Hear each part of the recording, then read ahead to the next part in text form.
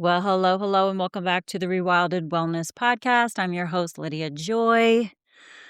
Early March is such a strange time of year. It's that edge of winter moment where the season hasn't fully committed to anything yet. We know this.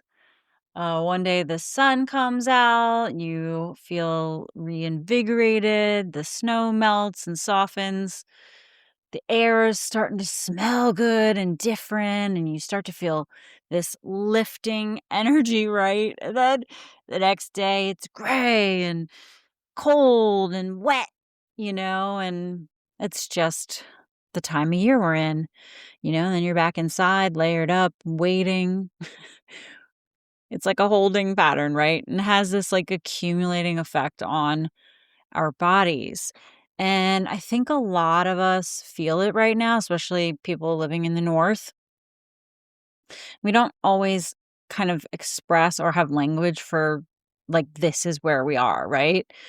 Maybe you've been feeling some stagnancy or maybe stiff in the mornings or puffy around your face or belly, or maybe your digestion feels like more pressurized or just slower, right? Or your head is foggy, or you're waking up congested even though you're not sick, or maybe you're just feeling heavier than you think you should. And for some reason it's not quite adding up to what you think you've been eating or how you've been living. So it's like hard to explain. So you're definitely not imagining it, obviously, right? Like if you're feeling these things in your body, they're really there. It's just this is that time of year where there's like an accumulation in the system, right? And a lot of times we get to this point and a lot of people are like reaching. They're like, oh my gosh, I feel like I need some kind of like detox or cleanse or I don't know, reset or diet or whatever, right? Like something, just something that like promises to shake loose whatever's feeling so stuck. And I understand that impulse, right? Like I think we all can understand that. But really our bodies are signaling us and we want to respond. And we don't always know quite what's going on, right? So most of the time it's not like you're experiencing some mysterious toxicity per se, or you have some major failure going on, or that like everything you're doing is totally wrong, although it might be, unless, I mean, if you're following me here, you're probably doing some healthy things in your life. You're not trying to sabotage your health, right? But really, what we're looking at is kind of this fluid physiology, right? It's what happens when a body that is designed for light and movement and seasonal rhythm spends a lot of months in lower light, probably lower movement, lower reserve. Um, winter slowing is biological, right? And it's appropriate to some degree. The problem is if we enter winter already depleted, already inflamed, already running on stress hormones, right? Like that natural slowing can tip into stagnation instead of a period of the year where we could experience more restoration, right? So when we don't understand seasonal biology or how fluid systems respond to pressure and light shifts, we can misinterpret what our bodies are actually doing. So that's what this episode is about. I want to help you understand why your body might feel the way it does right now and what that actually means physiologically. I want to talk about the lymphatic system, fascia, interstitial fluid, and why that feeling of stuck is almost always mechanical before it's anything else. All right, so we're not going to be talking about cleansing. We're going to be talking about understanding. And once you understand what's happening, the path forward becomes clearer and much gentler than, this idea of needing some kind of detox protocol or, pathologizing yourself or whatever you may feel you need to do, right? So let's get into it. Before we dive in, I want to make a quick note. This podcast has always been free, no ads, no sponsors, no agenda beyond sharing information I genuinely believe in. And so if these conversations have supported you, helped you think differently about your body, or just given you a place to land, there's now a simple listener support option in the show notes. Obviously, it's completely optional, but it does help keep this show independent and sustainable. Long form episodes take real time to create. And so your support really makes that possible.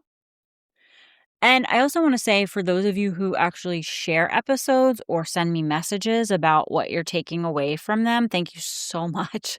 That feedback means more than you even know. All right, guys, let's talk about your body.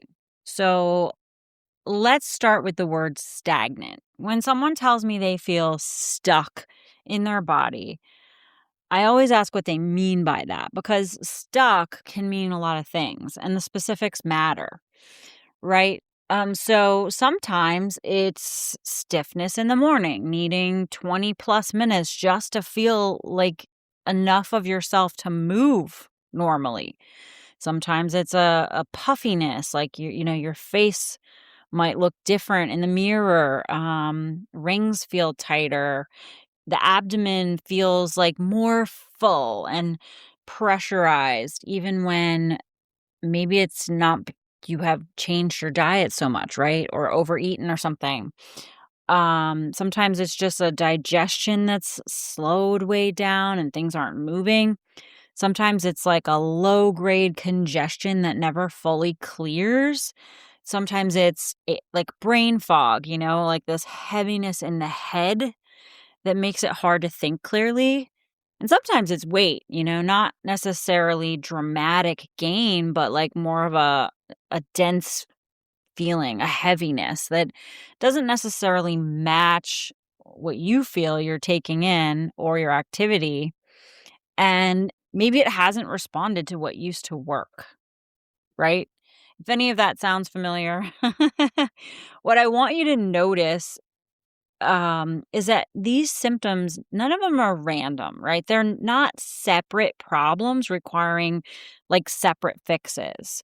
This constellation that I just described, puffiness, stiffness, fogginess, sluggish digestion, unexplained heaviness, it really often points to just one central pattern, and that's that fluid is not moving well.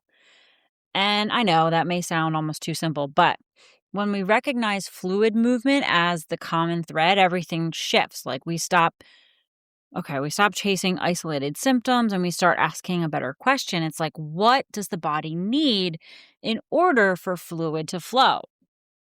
Right? Because fluid movement isn't passive, it's structured, right? Your body has elaborate systems designed to circulate, to clear and regulate your fluid. And those systems depend on specific conditions being met, right? We need light exposure, we need movement, we need appropriate fluid intake, minerals, sleep, parasympathetic tone, right? So when those inputs drop or shift or aren't as optimal, right? Like as they often do over a long winter. I mean, here in the Northeast, y'all, we had some big, hefty snows that stuck around for a really long time because we had really cold temps. So, I mean, even trying to go for a hike was very hard. Like, it was difficult conditions, right? Like, so even with the best intentions, the conditions were hard, right? So, you know, I don't know, a lot of us had to change some things because the winter was long and challenging, right? So our fluid systems slow down, right? Because they're also partly compromised by the indoor factors, right? So when the fluid slows down, everything feels heavier, right? So you think about like a body of water, like a river. When it's flowing well, it's self-clearing. Sediment moves, oxygen circulates, right? The ecosystem stays balanced. But when the current slows, sediment starts to settle. The water becomes murky and the system becomes less efficient, right? And your body works the same way. So when the fluid systems move well, they're clearing metabolic waste, transporting immune signals, delivering nutrients, regulating your inflammation. But when they slow, all that slows down too, and you feel it. And the important part here is this, it's mechanical. It's not some mysterious spiritual illness or whatever, right? It's not like a character flaw. Even if it changes your mood and your emotions, it's not like a permanent breakdown. Um, it's physiology responding to conditions. And when conditions change, physiology responds, right? And that's the premise of this entire episode. So, before we talk about what to do, I want you to understand the systems themselves because most people were never taught how their fluid systems actually work. And, without that understanding, symptoms feel confusing and we assign weird meanings to them instead of it being coherent. So, let's look at the symptoms we're actually working with. First and foremost, we want to talk about what's happening inside your body, right? This is the part that matters. We know that the human body at its core is a fluid system. There's all kinds of percentages of numbers of how much of our body weight is water. It's a big percent, anywhere from 60% plus, right?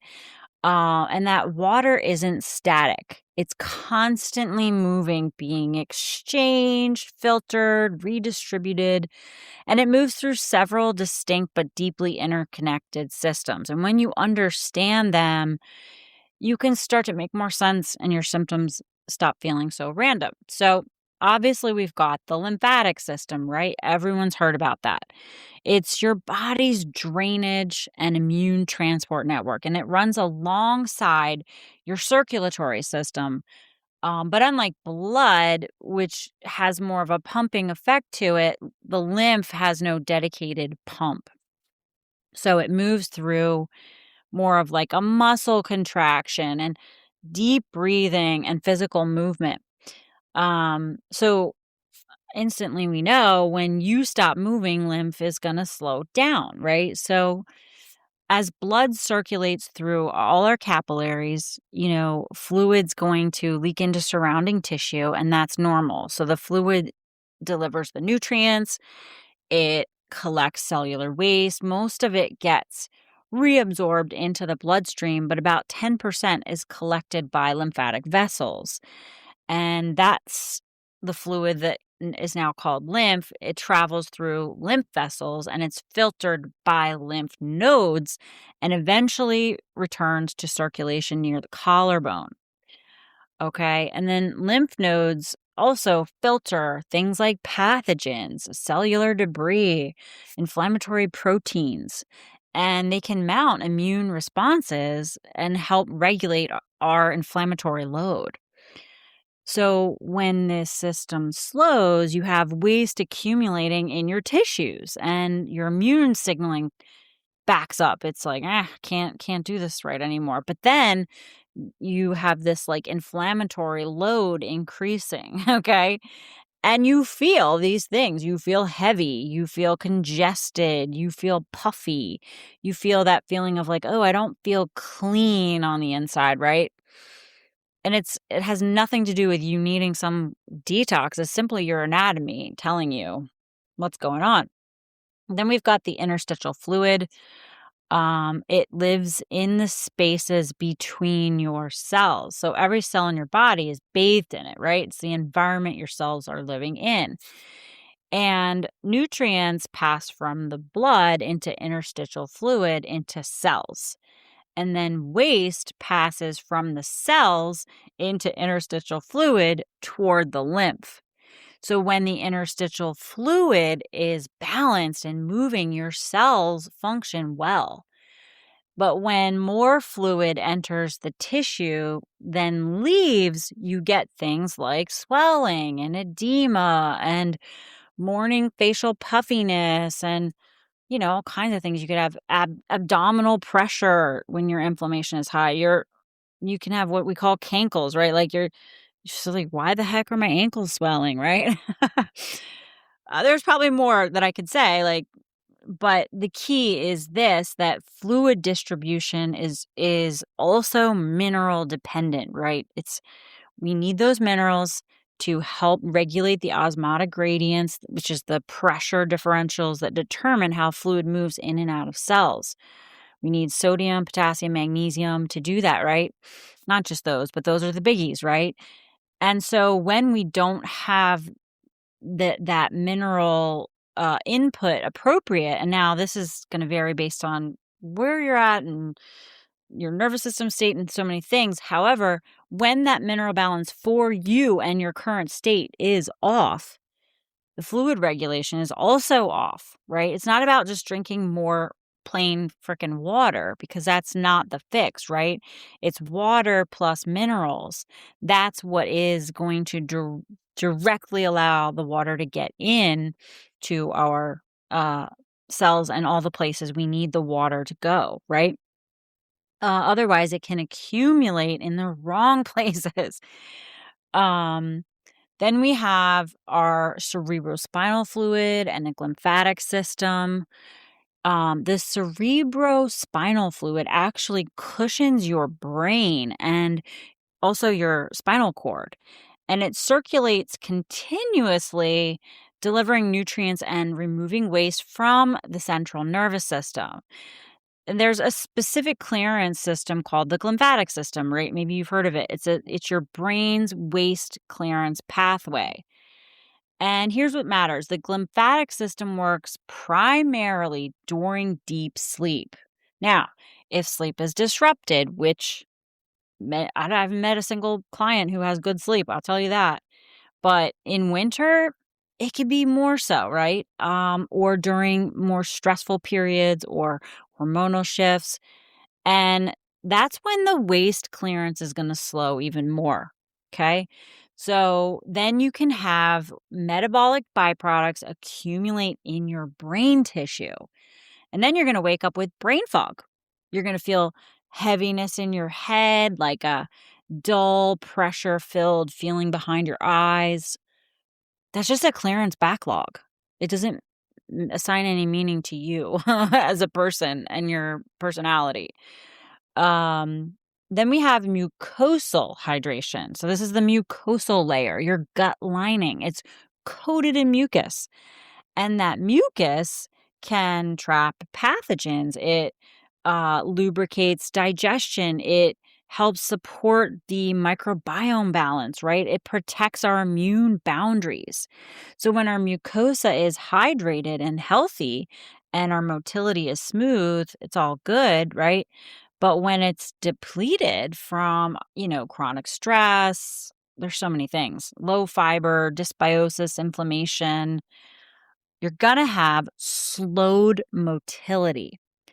And then you're going to have what I'm going to say is like a more pressurized digestion. Like you're going to be feeling your digestion working real hard to do its thing, right? Maybe you call that bloating. Maybe you call that tension. Maybe you call that feeling full in your belly. Or you're going to have constipation. Or just going to have like a heavy abdomen feeling. However you want to frame that. Like some people say I'm bloated. Some people say my pants are too tight, like whatever. Now, the same applies to your respiratory tract, right?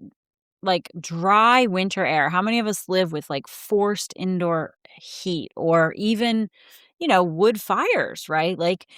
And then that dryness can affect many people into mouth breathing more so in the winter.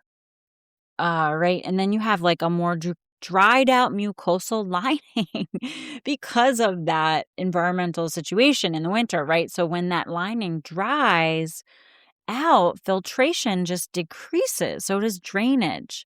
And then you have congestion that lingers, right? So a lot of people have like a low grade stuffiness all winter long. And this is really just a mucosal dehydration situation. Then we have our fascia, right? The connective tissue web that wraps and connects everything in your body. For a long time we thought fascia was like structural scaffolding, and it's not only that, like it's a hydrated, responsive tissue network, and it holds water. And when it's hydrated, it glides, right? It feels good. It transmits force efficiently, and your movement feels fluid. But when it's dehydrated or inflamed, it thickens, it becomes sticky, it guards, and you feel like a deep stiffness, right? Like this dense tissue compression. You have like limited glide in your movements, right? It's not just tight muscles, it's restricted tissue. And inflammation dehydrates fascia quickly. So if you have like a chronic low grade inflammation, which is very common by late winter, I might add, it's going to reinforce like a fascial guarding. So it's like a locked up feeling, right? It's not really technically muscular. Okay. It's like definitely a hydration and inflammatory signaling situation. So if we put this all together, we can see that these systems are not separate. The lymph, the interstitial fluid, the cerebrospinal fluid, the mucosa, the fascia, right? They're all in constant communication. And when any one slows, all the others feel it. And they do require the same foundational inputs, right? We need, obviously, I've talked about, the fundamentals of human health many times, but like if we just want to simplify it, it's like light, an adequate fluid, mineral balance, movement, uh, deep sleep is really important. Parasympathetic tone, right? Like getting your nervous system to have the correct tone. And then, the motility in your gut is an enormous importance. We're going to talk about that in a future episode. So when all those inputs are present, the fluid's going to move, right? It's going to move. It's going to move how it needs to move. But if those inputs are chronically low or off, as they often are by late winter because of, the environmental setup, the entire fluid environment slows. And that is usually what you are feeling, right? It's not random or mystical or some kind of personal failure per se, unless you could do something about it and you just didn't, right? You know what I mean? Um, it's a system really responding to the conditions is what I'm trying to get at. So now I want to talk about why those conditions break down and what actually helps restore them. So fluid stagnates, right? Okay, so why? Let's talk about what disrupts them. Because like we want it to be practical, right? And get those aha moments. So when I work with someone who feels stuck or puffy or heavy or foggy, I'm not looking for any one cause. I'm looking for accumulated conditions that together create an environment where the fluid cannot move the way it's designed to. And when you lay those conditions out, they usually make perfect sense and they match the life that's being lived. So, obviously, number one, we're going to talk about minerals.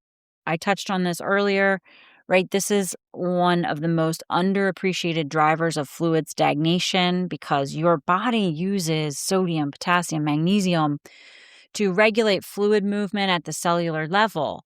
These minerals are electrolytes. They carry that electrical charge. The charge creates pressure gradients across cell membranes.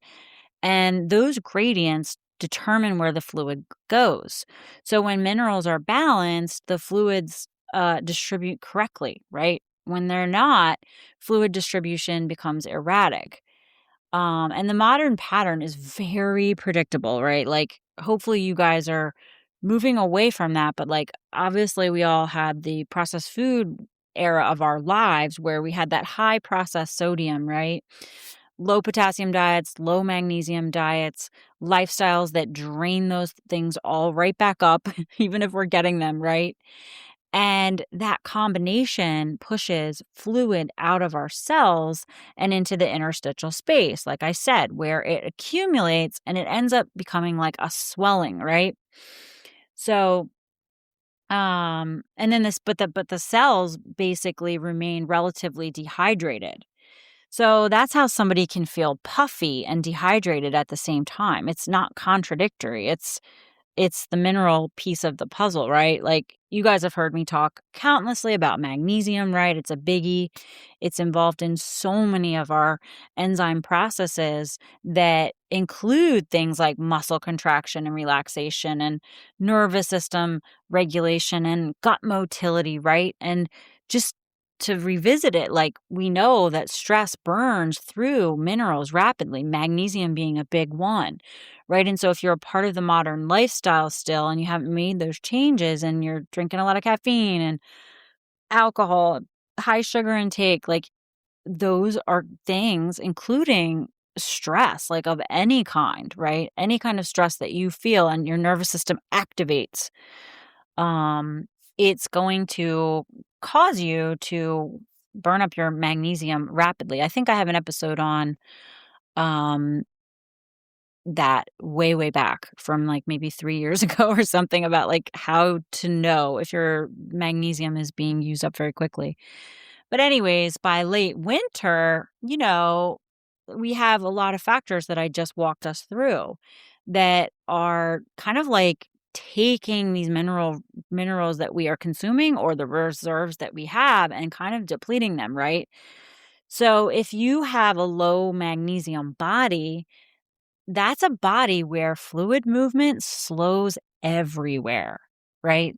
And potassium is equally critical. It's this primary intracellular electrolyte. It keeps our cells hydrated, metabolically functional, and most people consume far below what they truly need. In winter, it's possible, I mean, I always think of eating my leafy greens and my roots, right? Um, if you can definitely consume adequate potassium, but not a lot of people are able to when they're already slowing down in their body in a lot of ways. It's just hard to eat enough of what they need, right? So, and I've seen so many hair tests to this point, and most of my clients are low in tissue stores of potassium, right? So they're not holding on to that reserve. So when someone feels puffy, and increasing just water alone isn't helping, we want to be thinking about our minerals, right? It is a huge part of that picture. Um, if the water is not cleansing you the way that you feel you should, and you're still feeling stiff, stuck, and puffy, you got to address the mineral piece of the puzzle. Then we have sluggish gut motility. This is another driver because your gut isn't just for digestion. It's actually an immune organ. It's a hormone regulating organ. And it's a site of significant fluid exchange, right? So when motility slows, you have this cascade that follows. And what happens is your transit time increases, meaning food and waste sit longer than they should in the intestines. And then the fermentation increases. And because of that, you can have an increase in inflammatory byproducts. I talked more about this in a blog post I wrote this week, too, if you want to go check that out on the website.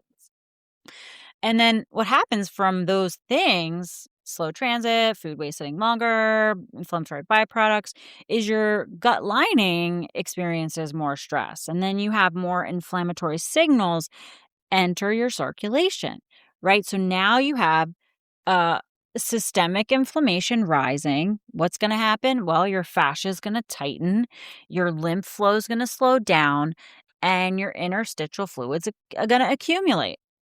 Okay, so what slows the motility? Well, common winter patterns. I would say many of us slow down in the winter, depending on where we live, right? If you live in the north, not enough sun.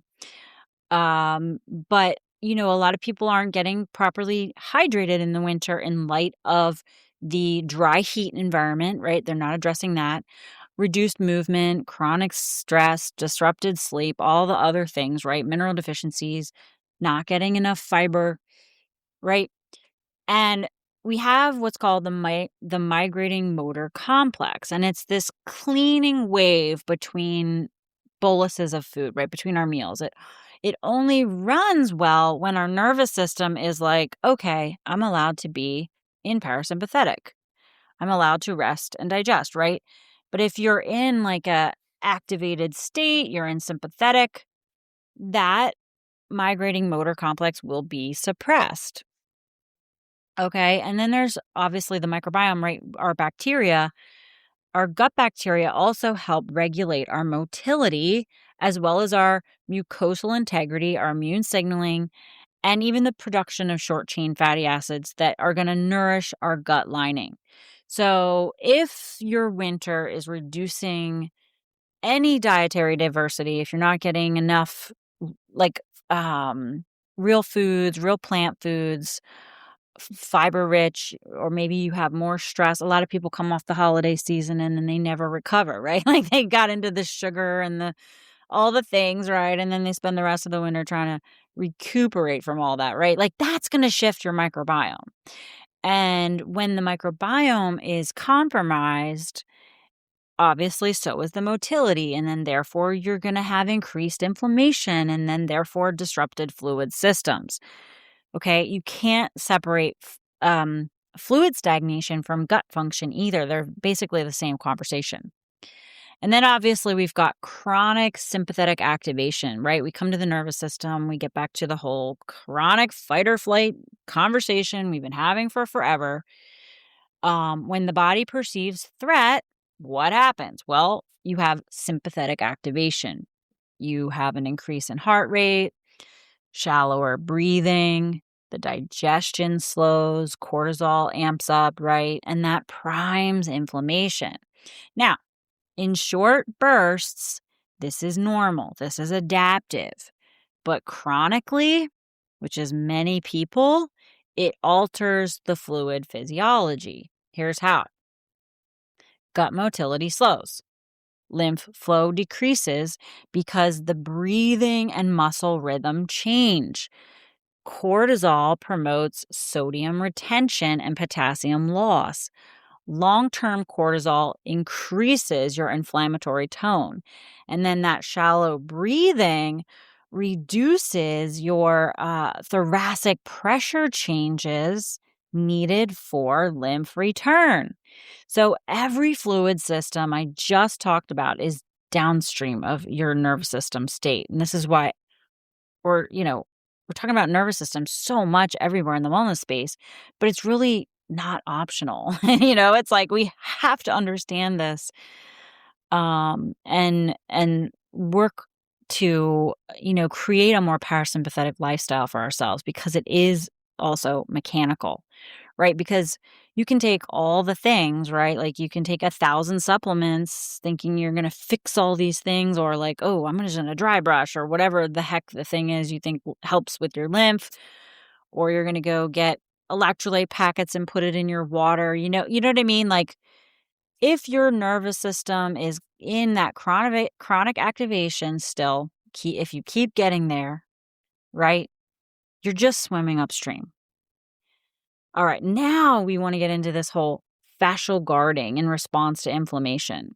Okay, fascia is not just affected by stagnation, it actually contributes to it. Oh man, I know, I feel terrible because it's like a vicious cycle. All right, so here's the thing. When you have inflammation present, the fascia it's going to tighten around whatever area that inflammation is present, right? It's a protective mechanism. Right? So like for an example, like acute injury, that's helpful. We want that. However, in chronic, low-grade systemic inflammation, that response spreads and the fascia thickens and it compresses your lymph vessels, capillaries, your nerve pathways. And when we have compressed vessels, they're going to drain poorly. And we know that poor drainage increases local inflammatory metabolites, which then increases the fascial guarding, which further reduces the flow. And it becomes a loop. It becomes a vicious loop. This is why, massage and foam rolling, they're great. Do them. Get them done. But like they don't actually fix the issue if the inflammatory drivers remain, right? You're just releasing the tension, which is totally, sometimes you really need to do that. But here's what I want everyone to understand is like, if the inflammatory signal is still present, the fascia is just going to regard. It's just going to regard. So the root is inflammation, and chronic inflammation is almost always those things that we just talked about: seasonal light disruption, poor sleep, mineral depletion, gut dysfunction, nervous system dysregulation, right? This is the pattern that I'm trying to map for you here, okay? So if we talk about winter biology, like low light and reduced movement, this is the seasonal driver. We're not designed to function the same in January as we do in July, right? It's physiology is seasonal. So, you know, uh, please keep that in mind. But light regulates our circadian rhythm, which also helps our cortisol patterns, our melatonin production, our gut motility timing, mitochondrial function, hormonal repair, all this stuff, right? So low and inconsistent light is going to have a disruption to that rhythm. We should be able to get through the winters, you guys. Like, that's a whole other conversation we'll have. We'll talk about that another time. But right now, many people find that they don't have enough charge and voltage, and their gut is still leaky, right? So we go into winter and we have this low and inconsistent light, and it disrupts that rhythm. Okay. Right. So we know that movement is primary pump for our lymph, right? Muscle contraction helps to push the lymph forward, and deep breathing creates that thoracic pressure gradient that assists in our drainage. Now, walking, I mean, honestly, walking's plenty. Like, walking is one of the most effective lymphatic regulators because it coordinates full body rhythmic contraction. So in winter, a lot of people, they don't want to go outside and walk. I mean, I do, but sometimes the conditions aren't the best, right? Like, sometimes we have a ton of snow, right? So, and movement just naturally decreases in the winter in general. Like, the less light you have, the coldness, like, it changes how you want to move, right? And then we are indoors more, the air's dry inside, right? I don't know what people are eating in the winter. I know I eat a very diverse diet year round, seasonal diet year round, but if you're not doing that and you just eat, I don't know, less vegetables or something, like you eat heavier foods without variety, all these things, right? Layered over months. And by early March, many people are carrying what?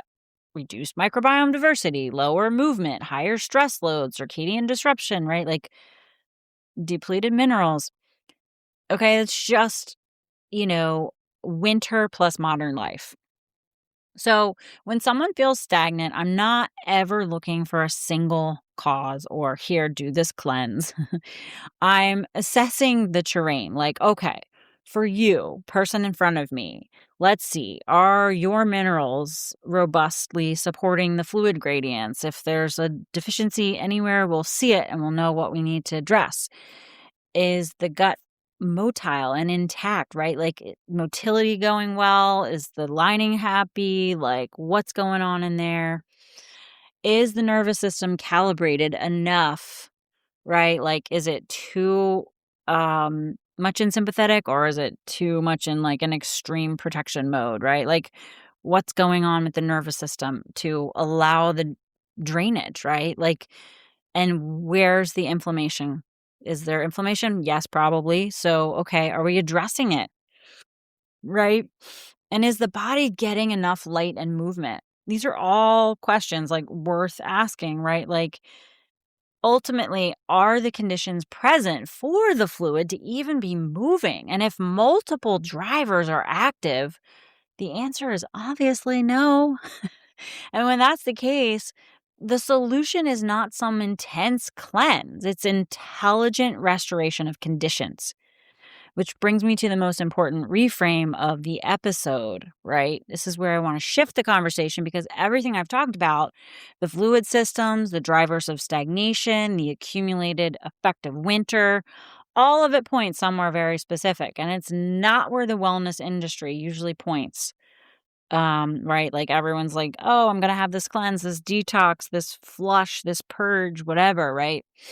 And it feels a little aggressive, right? Like as if your body needs to be like whipped back into shape after winter, right? Like as if feeling heavy or slow means you failed, right? Like, hurry up, I gotta get my bikini body because pretty soon I'm gonna be. It's just like, I want to offer a different reframe for us, right? Like it's not ultimately like your body is toxic per se. It's just tired. It's slowed down, right? Let that land. Let's just be honest. If the body is moving slower than it should, it's accumulating what it can't release, right? And so we've been trying to regulate temperature in cold, dry air. That's no joke. That's a lot of work for the body. Managing like immune load during peak season where people are getting, you know, sick and not recovering quickly. Trying to maintain your circadian rhythm in lower light. Right, like a lot of people are usually running on a less diverse winter diet. Maybe your stress hormones are still going and you got to figure out how to buffer them, right?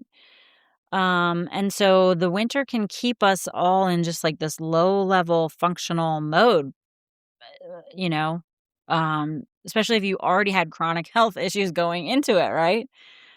And that's not a failure. It's just a body that is tired and somewhat depleted, right? And that type of body doesn't need some type of aggressive like lymphatic stimulation, some new reboot workout thing, or I don't know, maybe as aggressive as like a water cleanse. Some people might think they need to do a juice fast or whatever, right? Like, or some kind of restriction, like, right? Those are not things that actually restore the function.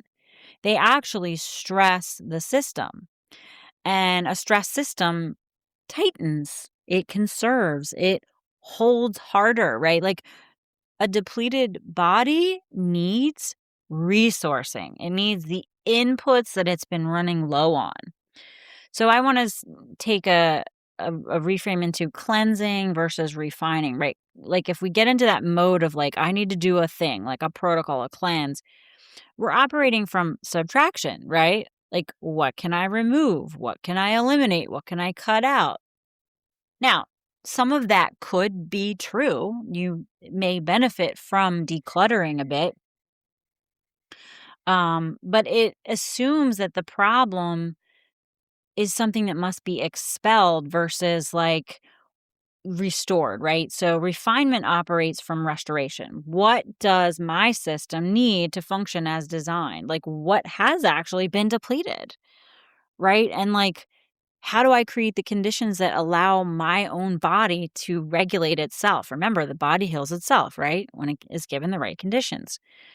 So it assumes that the body is intelligent and responsive when it's properly supported. And that distinction changes everything because instead of approaching your body as like a problem to fix, you approach it as a system to support. And that shift, it goes from adversarial to collaborative. And that in and of itself is profoundly regulating. So refinement begins with minerals. Fluid movement is mineral dependent. So before you expect lymph to drain better, before your softened fascia can occur, or even the interstitial fluid can redistribute, or your gut motility can improve, you've got to restore the right minerals, right? Rebuilding those reserves, like making sure potassium and magnesium you are getting those guys. Those are your BFFs. And you're getting the right balance of sodium for you. Like those three are like our key players. Obviously, we need more minerals than just that. But I haven't seen anyone doing this appropriately across all seasons for a whole year of their life. Like almost no one. You see what I'm saying? Making sure you know how to get the right minerals for you right now in a way you can actually handle instead of plain water as well, right? Like plain water is going to be a problem. So then it continues with the gut. right? Because you cannot clear stagnation downstream of an inflamed, sluggish gut. So restoring that gut motility, feeding the microbiome with the right keystone species, like just getting the right things in there for you right now and supporting the integrity of the mucosal barrier, the lining, and addressing dysbiosis patterns that are driving the inflammation in your system, right?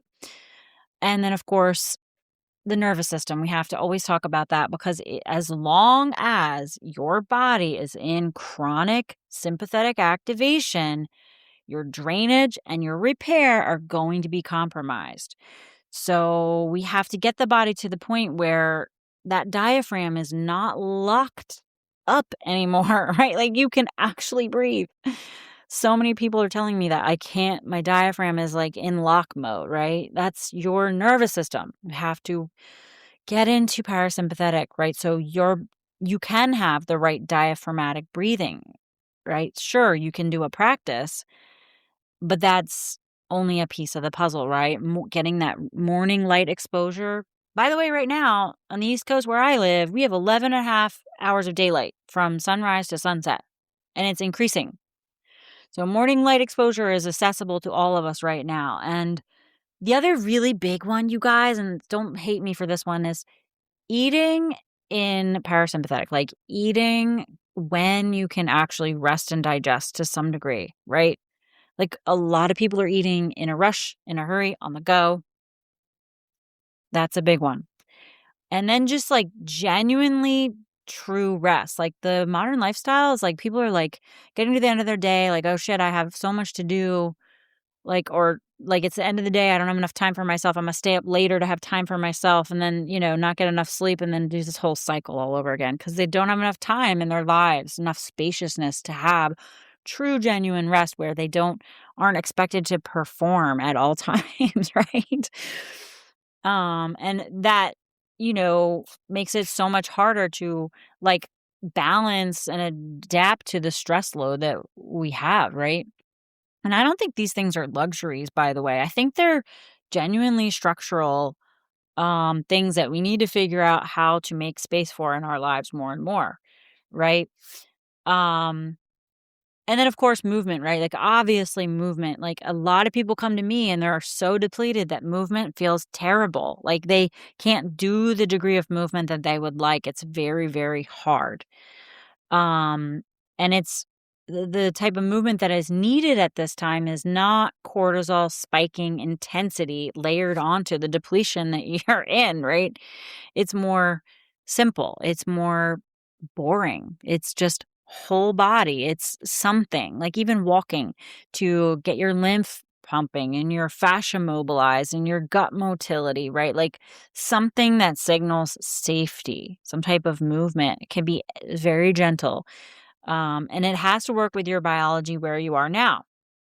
But there's plenty of ways to do that. So early March is a threshold, right? Like light's returning slowly. The circadian rhythms are recalibrating. Spring biology starts stirring. This is like a seasonal momentum right now that's really powerful. It's really powerful for us to get aligned.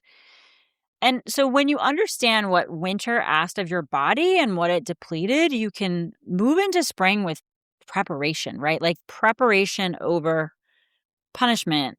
Spring doesn't require intensity. It's already going to be intense enough just in its own way, right? Spring requires readiness, and readiness is built, mineral by mineral, right? Like meal by meal, one brick at a time, breath by breath. It's a daily refining, ritualized, habitual care of, you know, your unique terrain restoration, okay? And it takes time, right? Not months of suffering before you feel anything. Many people notice meaningful shifts within weeks of properly supporting their fluid systems, right? But deep restoration changes baseline physiology. And baseline physiology doesn't shift overnight, right? So if you had stagnation layered over months, which was built on, depletion over years, right? Like restoration has to be methodical, right? It has to be cyclical, seasonal, building every season towards the next and towards the next and towards the next. If we want to get out of chronic health patterns and survival patterns and burnout patterns and so on and so forth, right? So it's very stabilizing because when the minerals are restored and your gut motility returns and your nervous system is like downshifting or thawing, right? And the inflammation's dropping, your body will absolutely respond. And it will respond with relief and release, right? You'll have like puffiness decrease, is stiffness soften, the fog lift, right? Like your weight will normalize without crazy restriction. And energy returns and it's all more sustainable. It's not forced, it's not borrowed. It's just physiology doing what physiology does when the conditions are right. And that is refinement. So, if this episode has landed, if you've been listening and recognizing yourself, I don't want this to just be interesting information you file away. I want it to change how your body feels. So, if you're carrying that constellation of symptoms of puffiness, stiffness, foggy head, sluggish digestion, weight that won't normalize, that sense of not feeling fully clear, and you've tried in the past the cleanses, the protocols, all the things like the promise of transformation, right? And those things didn't hold. It's because they were not really working at the level of your terrain, right?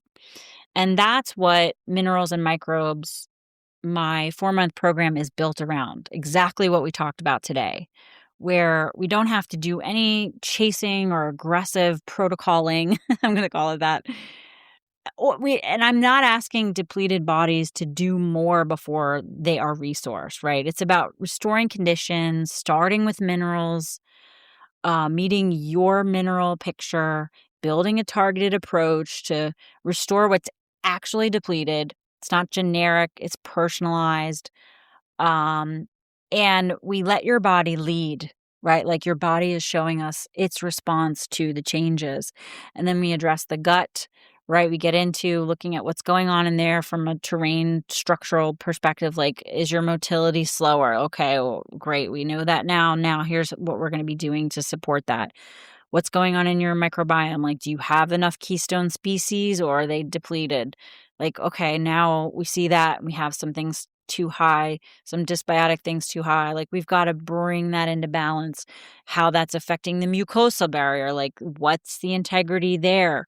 What do we need to be considering there? And where are the inflammatory drivers from all of that, right? You can't resolve fluid stagnation without supporting the gut, resolving the gut.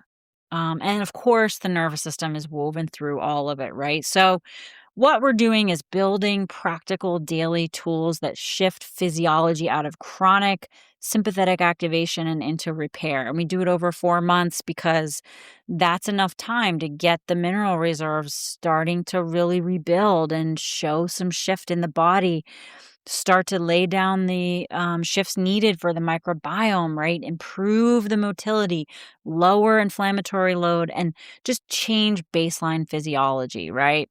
And it's more about structural change for long term than just temporary relief. So this is for people who are done guessing, cycling through protocols, wanting to understand what's happening specifically in your body and address it intelligently. And it's for you if you recognize your symptoms aren't separate problems and, they have more of a pattern with a common root cluster in a terrain, if you will, right? And it's definitely for you if you're willing to do foundational work instead of some dramatic, sweeping, intense change all at once, right? If you've been in my world for a while, listening, reading, feeling that the terrain approach makes sense and you're ready to implement it with support and structure, then this is definitely for you. So, if you're ready to stop managing all your symptoms and start restoring your terrain, you can check out Minerals and Microbes. The details are in the show notes. Please read them thoroughly. And if it resonates and you want to get started, you are more than welcome to sign up. If you need to ask me a few questions, you're more than welcome to email me so we can talk it through, make sure it's the right fit for you and for me. I just always want to make sure you feel totally aligned entering into this program. It's definitely not for everyone. It's for people who are ready. And so when you address the terrain, the body responds. This is just our physiology. And that shift alone feels profound because for many people, it's the first time their body has actually had what it needs, right? Along with a guide to walk you through on a week to week basis so that you're not mentally sabotaging yourself, right? Like assigning meaning to everything, right? And that's what I want for people, right? Because I think spring is about preparation, restoration, building capacity for the light that's coming back to help you build back better all year. Um, all right. Well, that's what I wanted to share with you today. Next week, I'm going to go deeper into the gut, talk about a little bit more about the mucosal integrity and motility. If you're enjoying this, you can also check out the blogs that I've been writing as well. Next week we have to lay down the next layer of what I built on today about circulation and fluid movement, and how that can be contained. So, like, what holds and regulates that movement in the first place. So, we're going to get into the gut integrity, right?